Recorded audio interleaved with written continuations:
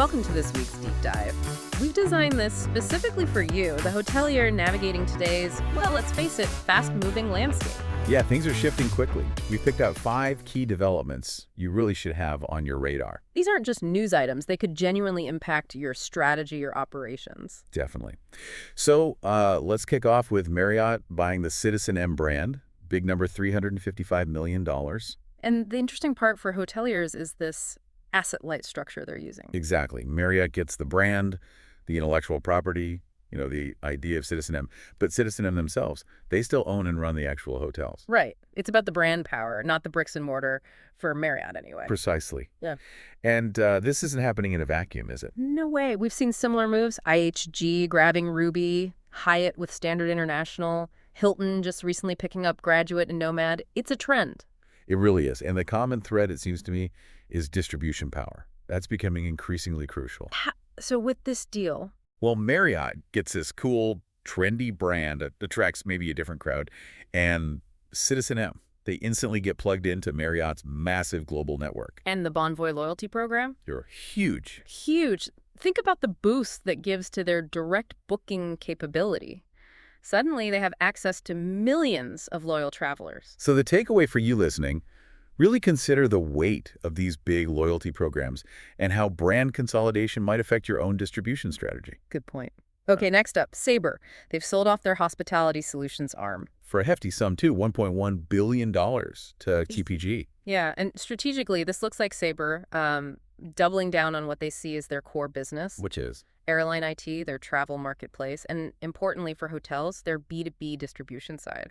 This sale helps them pay down debt, gives them room to invest there. Makes sense for Sabre. Yeah.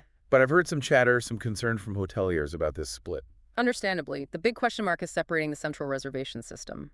The core system managing all your rates and bookings. The hotel's brain, essentially. Right. Separating that from the channel, connectivity functions the bits that talk to the OTAs and other distributors. So like the nerves connecting the brain to the outside world. Good analogy, yeah. When you split those between 2 different companies, we need them to communicate perfectly. And the risk is? Integration issues. Things not syncing up right. It could lead to more innovation in each separate piece, maybe. But it definitely introduces a new layer of complexity, potential headaches for your hotel's tech stack. Something to watch then. You'll need to think about how this impacts your tech setup and your relationship with vendors. Okay, let's shift gears. China and India. Big news here. Direct flights are back after a 5-year pause. The potential there just seems enormous, doesn't it, between those 2 populations? Absolutely massive. And get this, even without direct flights back in 2019, 1.2 million people traveled between the 2 countries indirectly. Wow. Through places like Hong Kong or Singapore, I suppose? Exactly. So that tells you there's some serious pent-up demand waiting to be unleashed. Now, wasn't it the case that Chinese airlines used to dominate that route because of certain Indian policies? It was, yeah, something like 80% market share. But the landscape shifted. How so? Indian carriers are in a much stronger position now. Think about those huge aircraft orders, like 1,800 new planes across different airlines. Right. And specifically, Indigo has the A321 XLR, which is super efficient for these kinds of routes. They're really geared up to compete now. So more competition, which usually means better options for travelers, hopefully reduced travel times, maybe lower fares eventually. And for you, the hotelier, a potential wave of new guests from 2 absolutely key growth markets. Keep an eye on that source market mix. Definitely.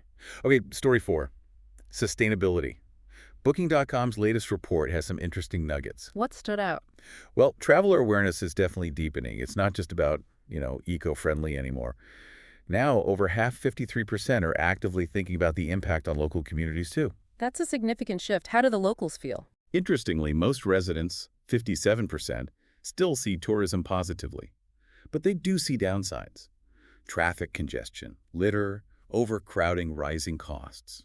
The usual suspects. So what's the solution according to them? Fewer tourists? Not necessarily. They actually tend to prefer investment in infrastructure, better roads, waste management, that sort of thing, rather than just putting a cap on visitor numbers. And that fits quite well with what travelers say they want, doesn't it? It aligns perfectly. Travelers say they want to support local economies, 73%.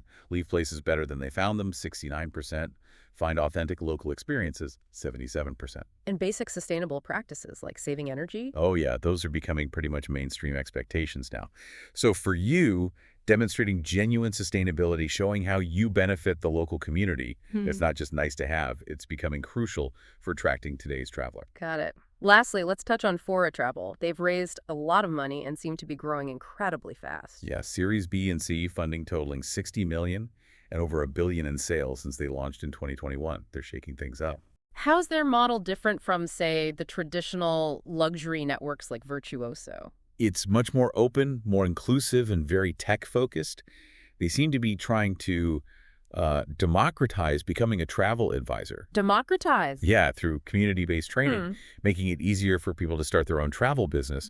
And they work with a broader range of suppliers, not just the absolute top-tier luxury. And then their argument is? The co-founder, Evan Frank, basically says their model brings in higher quality clients for hotels, but at a lower cost because it's a more scalable, tech-enabled channel. Interesting. So another potential distribution avenue for hoteliers to explore, maybe reaching a different segment through these newer tech-savvy agencies. Could be, yeah. It's one to watch. So, Right. I mean, when you look at all five, Yeah, you see these interconnected things, right? Distribution power consolidating, the tech landscape shifting, global travel bouncing back in new ways. traveler values evolving towards sustainability and local impact, and these disruptive new business models popping up.